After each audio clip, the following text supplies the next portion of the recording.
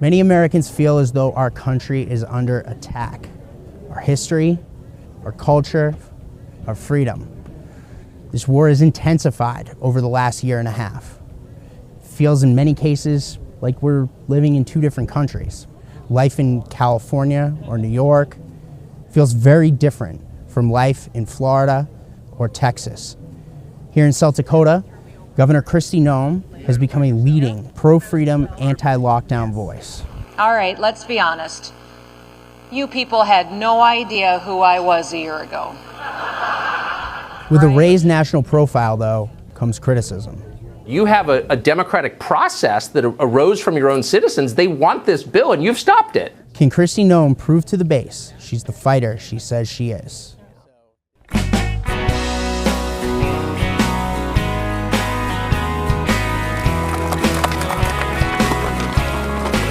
I want to welcome everybody again. The objective is to move the herd into the corrals without injury to people, horses, and buffalo. You saw the route, you saw the gates. The only place we didn't ride into was into that east trap.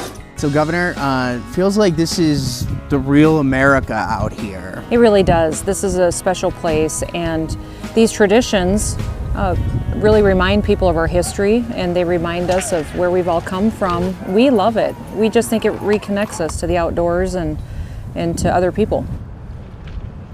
You grew up on a farm here in South Dakota. I did, and I didn't grow up in a political family at all. Mm-hmm. So we work together every single day, strong family. Our faith is very important to us. Mm-hmm. We're together all the time. But we also respected other people. We served other people and we obeyed the law. So it was important to us that we always remembered how special this country is. So for me, that probably gave me the problem-solving, common sense approach that I have. Every day on a ranch, you're constantly solving problems, fixing things, making it right, trying to figure out how to be strategic to save time and become more efficient. I think that's beneficial in government. Your dad had a farm machinery accident. I think this is a part of why you got into politics to begin with. Again, as you mentioned there, you weren't a politician. You never really had an intent to get into politics. Tell us about that. Well, he was, I was in college at the time, and he went into a grain bin. It was a 50,000 bushel grain bin that was getting hot and moldy on the top and fell through the crust, and the rest of the grain fell in on him.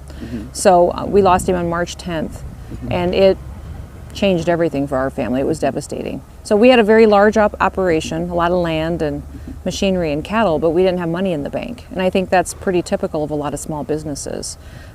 So we, several months later, got a notification from the IRS that we owed death taxes on everything that we owned and no way to pay them back. So that's really what got me involved in government and politics. Was it made me angry. I couldn't believe a family would have a tragedy and all of a sudden owe the federal government hundreds and hundreds and hundreds of thousands of dollars. It seems like people are going through this type of a thing a lot these days, whether it be the pandemic, whether it be any other major thing where, it's not their fault, and then all of a sudden the government sticks them with the bill. That's exactly right. How do you fight back against that? Well, you show up, first of all. I didn't stand around waiting for other people to fix it for me. I went to meetings, I got involved in creating policy. I served on several different boards, was on the Farm Service Agency, which oversaw all the federal programs in the state, and then ended up running for office. So that's really what got me involved in it. But in our family, you don't complain about things, you fix them. And so it was never standing back asking somebody else to solve our problem for us. We knew that we had to do that ourselves. Noem attributes her strong work ethic to her father. The way that I tell people the most about the way Dad was to work with and be around was a story that when I was about 9 or 10 years old, we were fixing fence together. And he went to pound a post in, and he realized that I didn't have the post maul there, the pounder that he needed. It was still in the pickup. And so he said, get to the truck and get it and get back here as soon as you can. So I ran to the truck and got it and came back. And I remember when I handed it to him, he said, because he had been waiting, he said, you should know what I need before I know what I need. And I remember thinking, I was like 10 years old, thinking, how would I ever know what you need before you need it? But he was teaching us to think three steps ahead of him. Yeah. To always think 3 steps ahead, never make him wait, have the tools laid out. And so that's just the way we were raised all the time, is not to look at a situation and look at what you're dealing with today. What's the consequences 3 or 4 steps down the road? And what can I do to make it a better situation then? It's these life lessons, Noem says, that inform her decisions.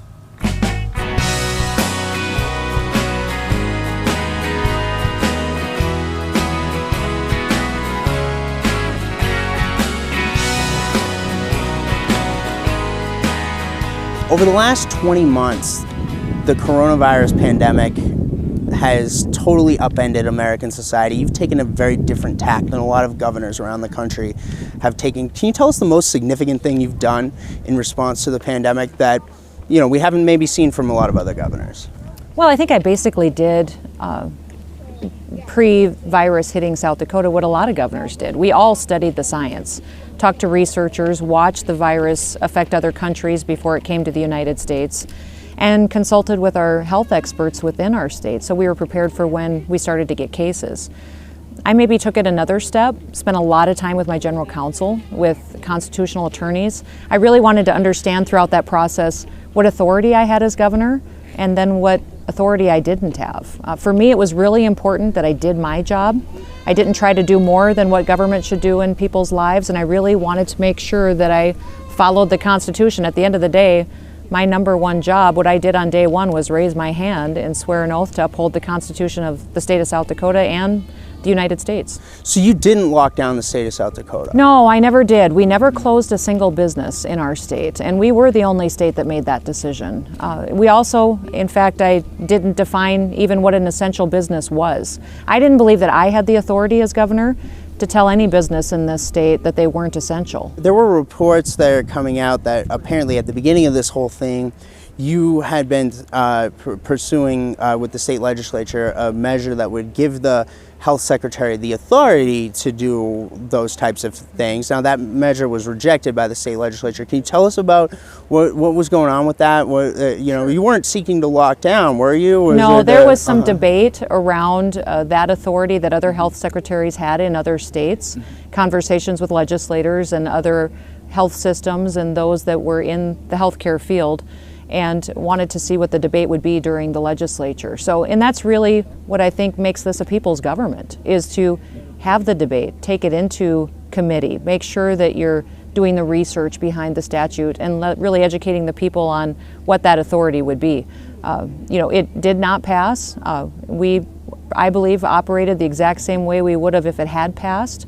But that was always every option on the table, I think, is what people wanted to debate and discuss. A number of Republican governors around the country, yourself included, we've heard from, we've seen Governor DeSantis in Florida, Governor Abbott in Texas. So you guys have really kind of gotten a lot of attention for your responses to the pandemic.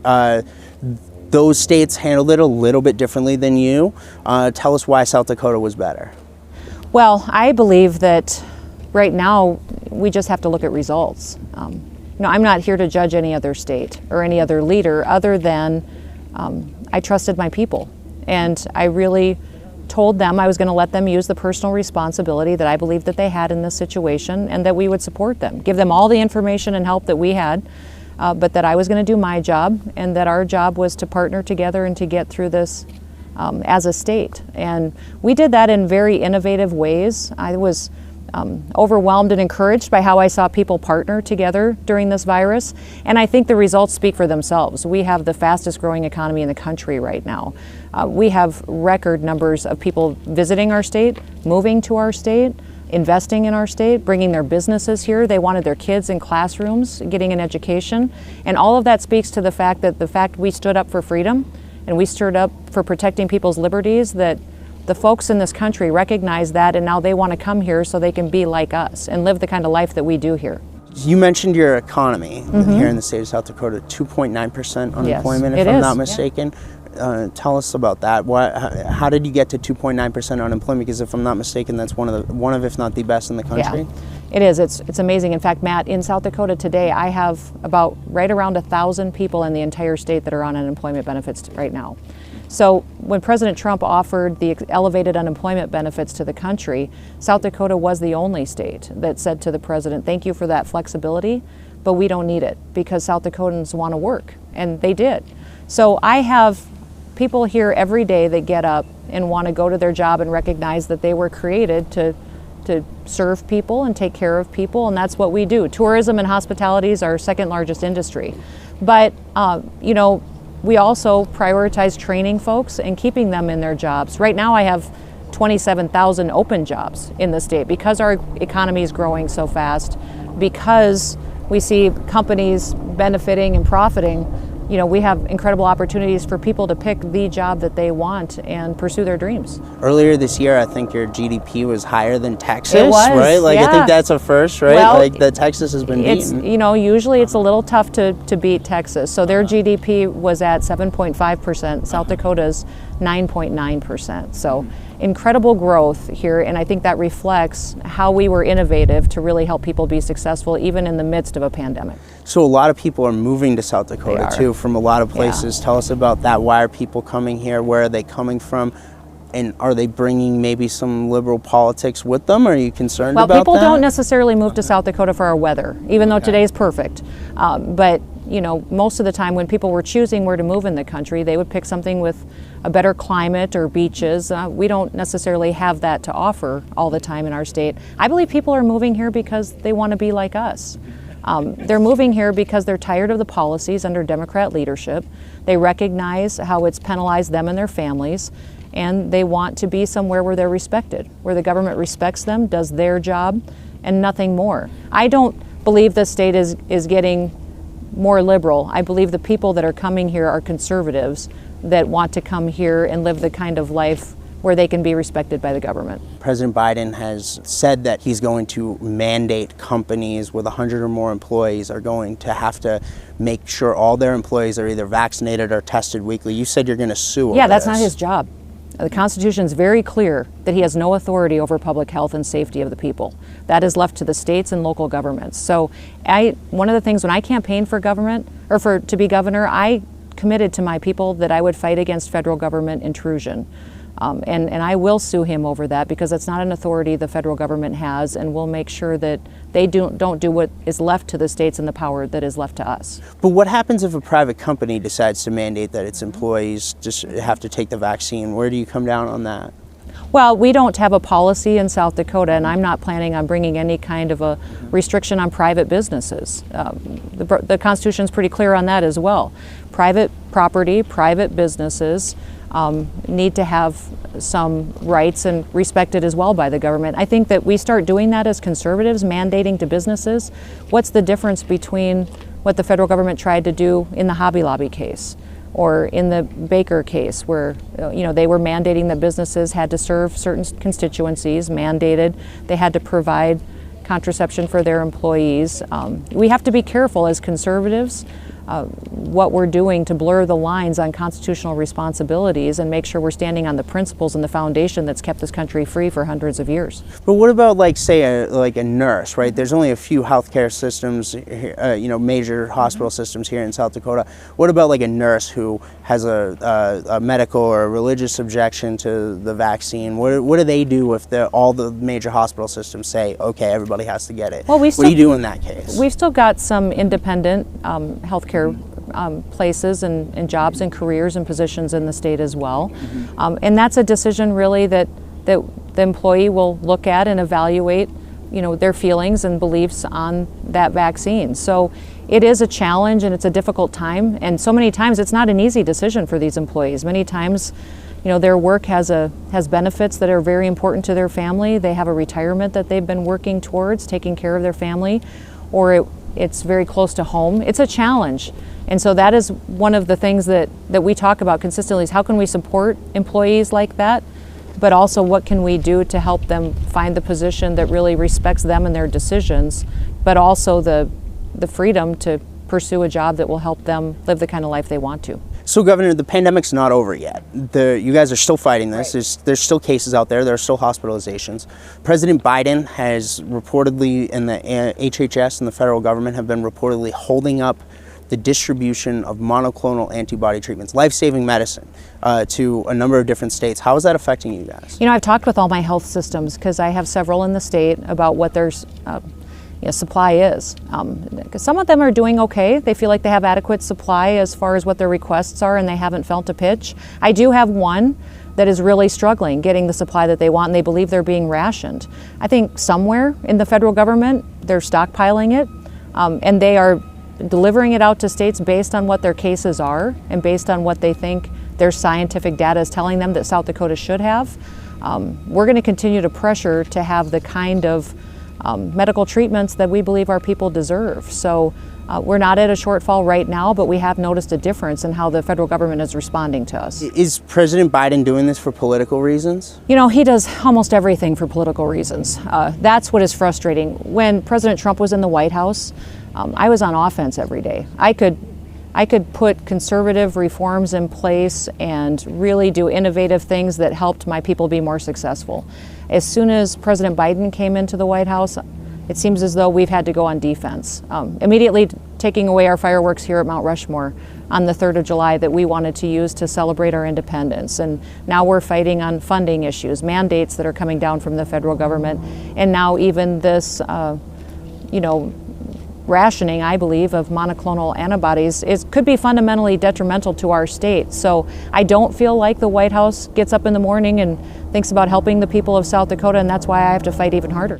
You mentioned President Biden trying to shut down the fireworks here at Mount Rushmore, right? Like, we obviously saw this under the Trump administration. We saw the fireworks here on July 3rd, Independence Day weekend. You're suing over this. Where does that stand? Tell us about the lawsuit. We're appealing a decision that was made in federal court, which we believe looks favorable for us. What they did is deny us the permit to host the fireworks here this year, and it was based on punitive reasons. Under the Administrative Procedures Act, the federal government has to tell us on why they did not issue us the permit to be on these grounds and to host that celebration of our freedom. They did not have a valid reason for that. They cited several which were refuted, and we brought the facts to the table, and we believe that by challenging this in court that it'll be overturned and that we can host that celebration here again and celebrate America. So, Governor, if you listen to some voices on the left, they want to take down these guys. They do. They want to tear down these statues and these monuments, including these presidents behind us. They talk about how they're flawed men, and they weren't perfect. And nobody has ever said that these 4 men are perfect. But they did incredible things during challenging times for this country. And we all have things we can learn from their lives that we should take and try to do better, but also recognize the courage it took to stand during the trials that they went through. That's what history is. And we tell the story, and we tell an honest and true history. And tearing them down doesn't make all the atrocities of the past go away. But it does tell a story of what America is, how it's incredible, and how it can be even better in the future. Once the buffalo are through the gate, we'll get through that gate, go to the east of them. If they don't go way east to the fence, we don't have to go that far. We'll just get on the east side of them, behind them. Once the gates are shut and secured, then we'll give the go-ahead to start the push.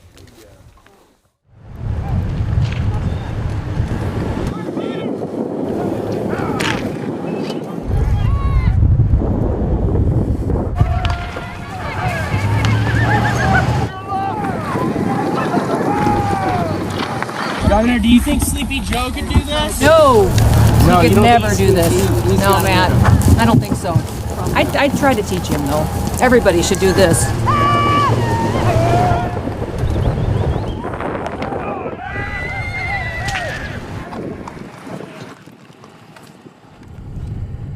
Father, we just thank you for this beautiful day you've blessed us with. We thank you for the opportunity to live in this free country and be out and participate in events like this. We thank you for all these riders and all these people here. We just love you, and we give you the favor. In your name, amen. Amen. It's not disco music. Got it. Thank you. Thank you. You guys enjoy. What you've done, you were the first one to use common sense and give dignity to your constituents. really. And I'm honored to know you. Well, it's wonderful to meet you. Thank you for the encouragement. A lot of times you just hear the negative stuff. So No, but I understand because it goes with the territory, but you have to leave all that behind you. A lot of people here, obviously, they're looking for a fighter in American politics. At the same time, there's been some conservatives out there that have criticized you a little bit on things like the vaccine mandates from private companies, things like the transgender bill.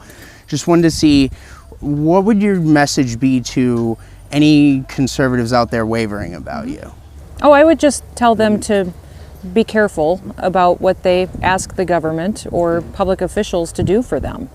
I take my guidance from the Constitution. I swore an oath to that. It's very important to me that I adhere to that oath. And a government that you make too big and too powerful and give leaders that kind of authority that the Constitution doesn't give them will be powerful enough to take away your freedom too. So I know many times we get into these fights and it gets tough and they are asking me to do things that will make them feel better, but we have to consider the precedent we're setting. And when you have a leader take that kind of authority, especially in a time of crisis, we will break this country.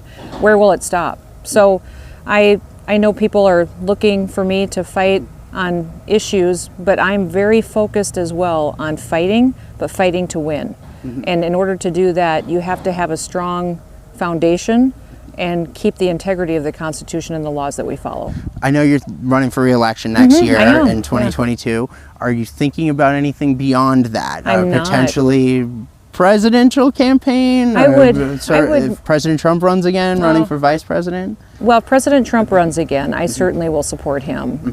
But no, I'd rather stay here in South Dakota and round up buffalo. This is more fun than absolutely. Washington, D.C.? While Noem says she's focused on her re-election campaign, some say there may be a return to Washington in her future.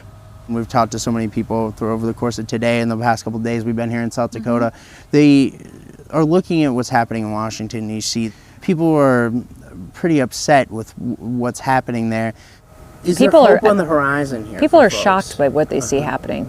And that's what I'm noticing, is that just this last 6 months is that people, even people who thought Joe Biden would be a bad president, are shocked at how quickly he's wrecking this country.